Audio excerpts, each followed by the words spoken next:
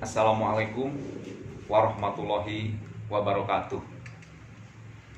Selamat berjumpa dengan saya. Pada saat ini kita akan membahas topik perkuliahan untuk mata kuliah etik dengan topik komunikasi efektif. Apa yang dimaksud dengan komunikasi? Komunikasi diartikan dalam berbagai sudut pandang, berbagai perspektif. Paling tidak, yang pertama didefinisikan dalam perspektif linear mekanistik, di mana dalam perspektif ini komunikasi dikatakan sebagai proses penyampaian pesan dari seorang komunikator kepada komunikan dengan tujuan tertentu. Namun demikian, dalam perspektif lain, misalnya dalam perspektif yang sifatnya timbal balik, maka komunikasi dikatakan sebagai proses pemaknaan di antara dua orang terhadap pesan yang saling dipertukarkan. Teman-teman sekalian, kita memahami bahwa komunikasi merupakan jantung kehidupan manusia. Ada sebuah pendapat yang dimuat di dalam bukunya Human Communication yang dikarang oleh Sylvia Moss. Dikatakan bahwa komunikasi itu menempati urutan pertama di dalam kehidupan kita, karena 70% dari aktivitas kita, dari mulai bangun tidur sampai dengan tidur kembali, kita melakukan komunikasi kurang lebih 70 sampai dengan 75%. Oleh karena itu, betapa pentingnya komunikasi itu di dalam kehidupan kita sebagai manusia. Komunikasi kita gunakan untuk menghubungkan ide gagasan kita kepada orang lain, baik lingkungan yang paling kecil, misalkan di keluarga, kemudian lingkungan masyarakat. Bahkan komunikasi menjadi sangat penting ketika kita berada di dalam lingkungan yang disebut dengan lingkungan pekerjaan kita. Sukses dan tidaknya pekerjaan kita itu akan sangat tergantung salah satunya kepada kemampuan kita dalam berkomunikasi dengan sesama kita ataupun sesama karyawan, bahkan misalnya komunikasi dengan atasan. Jadi komunikasi efektif itu menjadi penting karena memang dia menjadi jembatan untuk menghubungkan ide dan gagasan di antara orang-orang yang berkomunikasi. Lalu apakah yang disebut dengan komunikasi efektif?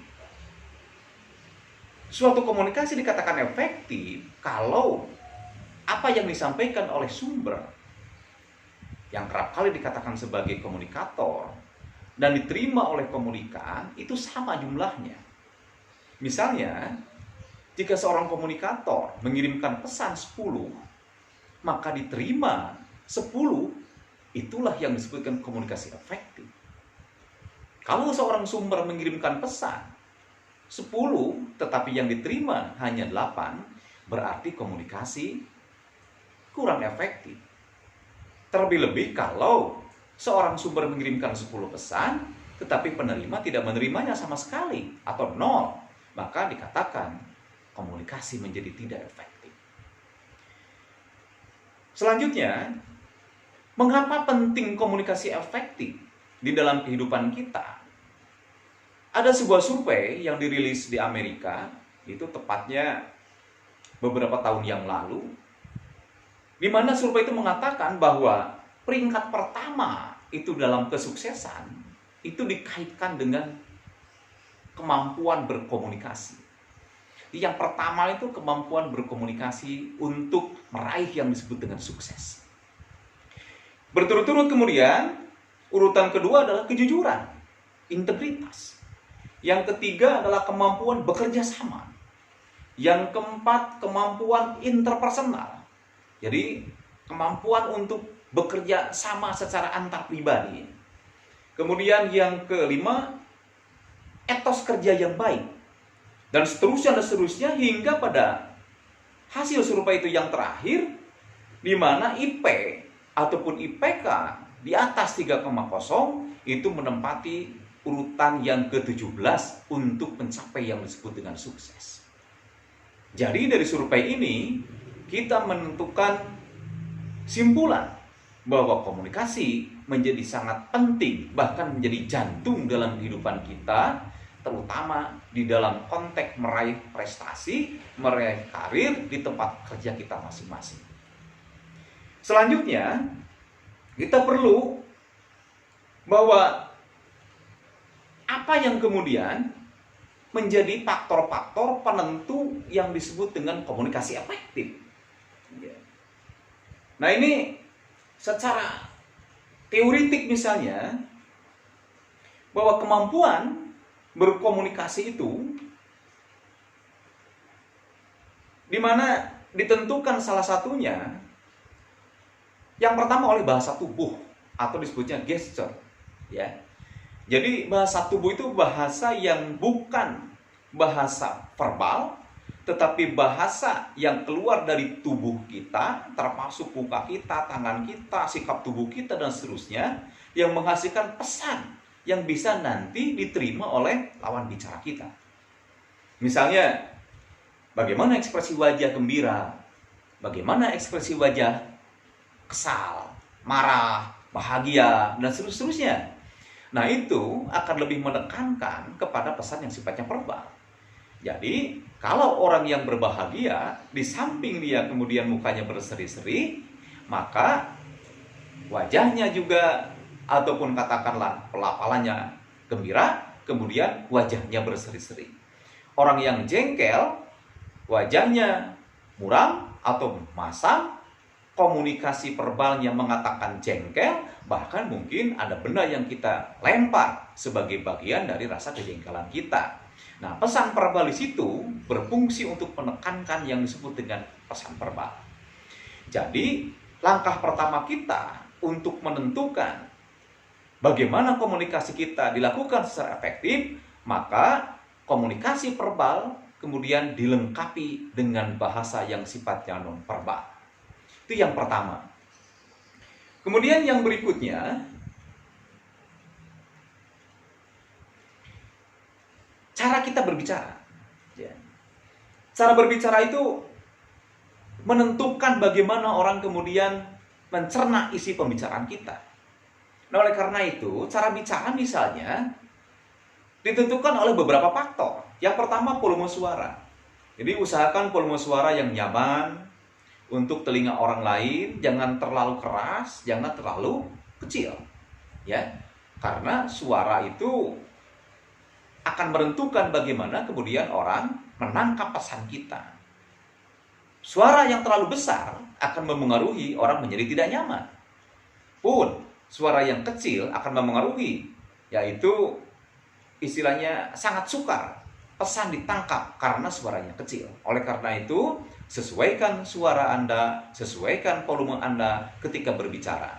Terutama misalnya berbicara ketika Anda di dalam rapat, ketika Anda di dalam misalnya tim, kemudian ketika Anda berbicara dengan atasan Anda, ketika Anda berbicara dengan bawahan Anda, bahkan pada setiap situasi dan kondisi, orang yang kemudian cerdas berkomunikasi, bagaimana dia bisa menentukan bahwa suaranya dipastikan dapat diterima oleh orang lain secara baik.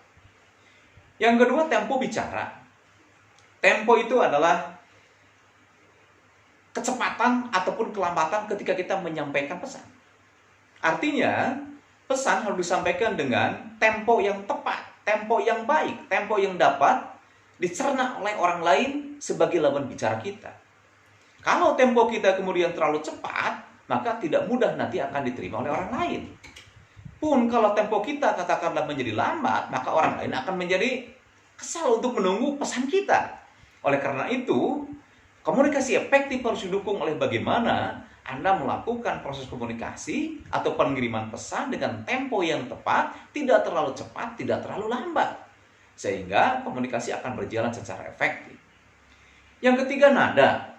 Ya, nada itu terkait dengan intonasi, ya, kemudian dengan kapan Anda harus jeda sedikit, kapan Anda harus misalnya melakukan penekanan dalam komunikasi. Bahkan intonasi ini menurut salah satu survei itu menentukan komunikasi efektif dan tidak efektifnya sebesar 40%. Jadi dari 100% misalnya sukses komunikasi, maka 40% itu dikatakan terkait dengan atau ditentukan oleh yang disebut dengan nada bicara Anda, ya. Jadi kalau kita misalnya lagi bergembira, mungkin nada suaranya, nada bicaranya betapa misalnya ketika dicerna oleh orang lain enak. bisa menyentuh orang lain secara enak. Kalau kita misalnya sekarang lagi sedih, maka mungkin saja bahwa nada bicara kita kemudian terpotong-potong, terbata-bata.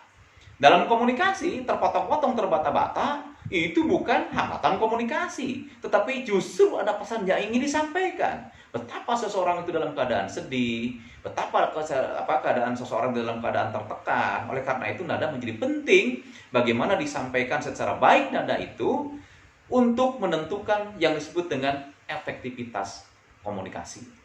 Itu yang kedua. Kemudian yang ketiga, efektivitas komunikasi ditentukan oleh gaya bicara. Nah ini, apa yang dimaksud dengan gaya bicara? Gaya bicara dikatakan sebagai situasi ya yang dilakukan oleh seseorang ketika dia melakukan yang disebut dengan komunikasi. Dalam artinya gaya bicara itu dengan orang lain lebih tua, ke situasi kan kita bisa banyak nih situasi ketika kita berbicara dengan si A yang lebih tua, si B yang katakanlah setaraf dengan kita, ataupun si C katakanlah yang di bawah kita secara usianya. Ataupun misalkan bagaimana kita gaya bicara dalam suasana formal, kemudian bagaimana berbicara dalam suasana misalnya informal. Nah itu juga menentukan bagaimana kita akan membuat ataupun menentukan yang disebut dengan efektivitas komunikasi. Misalnya, kalau di dalam rapat formal, di dalam pekerjaan, maka Anda harus menggunakan kata-kata yang formal, ya, tidak menggunakan bahasa-bahasa bahasa-bahasa alay, bahasa-bahasa lebay, bahasa yang digunakan dalam keseharian, tapi Anda harus menggunakan yang disebut dengan bahasa formal. Nah, itu gunanya bukan hanya itu kesopanan di dalam acara yang sifat formal, tapi apa yang kita ucapkan, kata-kata apa yang kita pilih, diksi apa yang kita keluarkan akan sangat menentukan tentang kredibilitas kita sebagai seorang pembicara.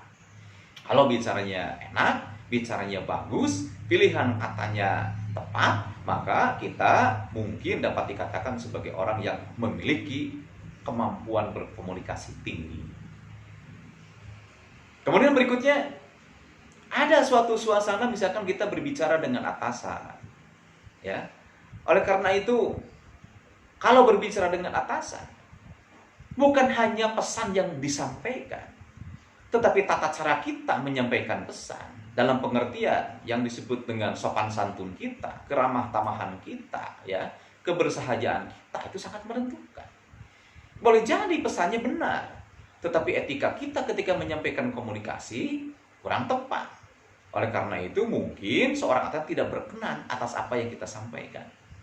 Itu namanya kegagalan komunikasi, bukan karena pesannya tidak sampai, tetapi tata cara kita dalam suasana katakanlah menghadapi ataupun berhadapan dengan atasan kita, tapi kita tidak menampilkan sebagai seorang yang katakanlah bawahan, ataupun katakanlah kita justru tidak beretika ataupun kurang sopan santun ketika berbicara dengan atasan. Nah itu yang disebut dengan gaya bicara.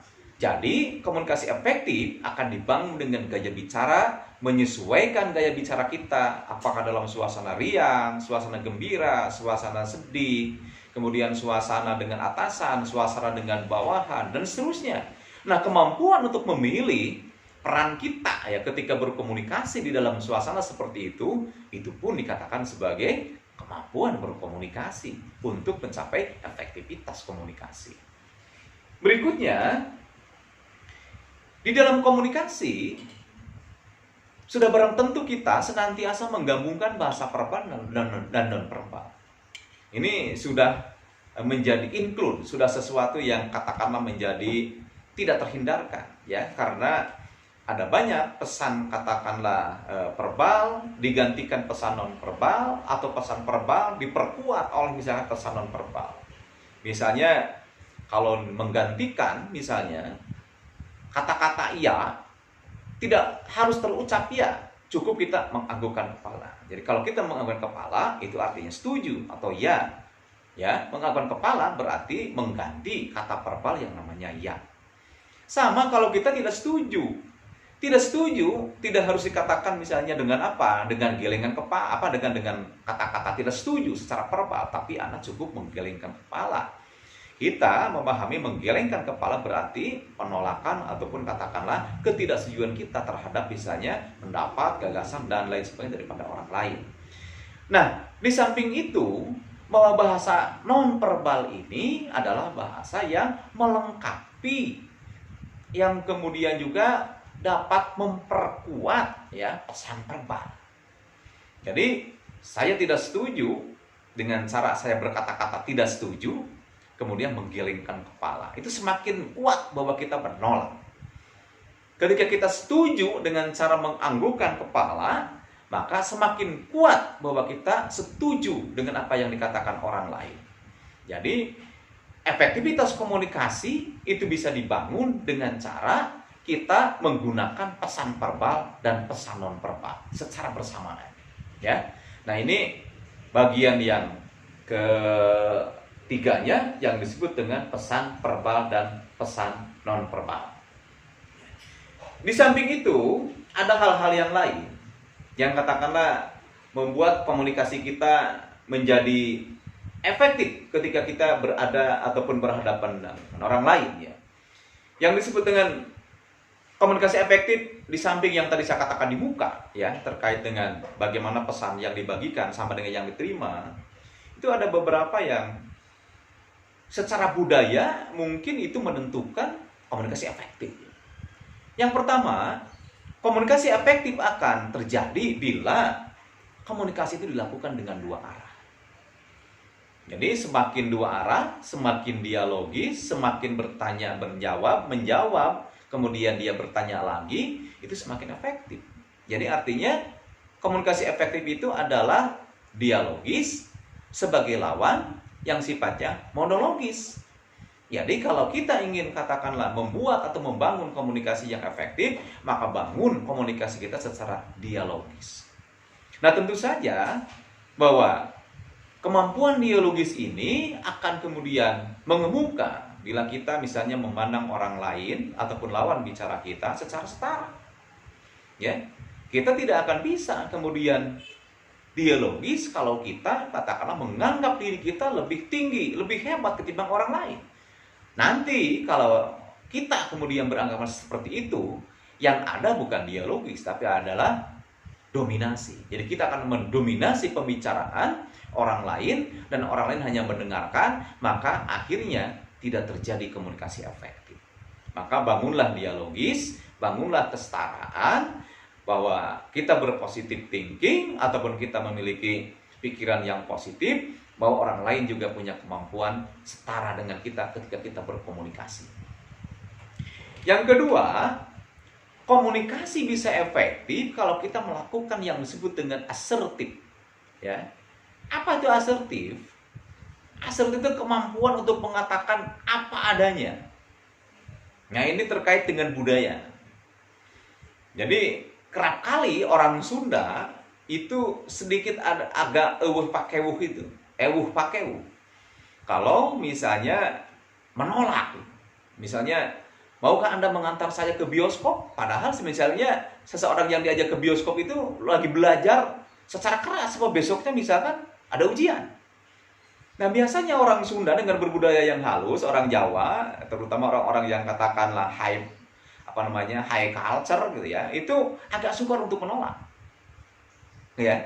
Jadi kadang-kadang dia harus mengorbankan dirinya ya, karena merasa misalnya tidak enak ya ketika diajak oleh orang lain, oleh temannya atau bahkan mungkin oleh pacarnya untuk nonton misalnya di bioskop.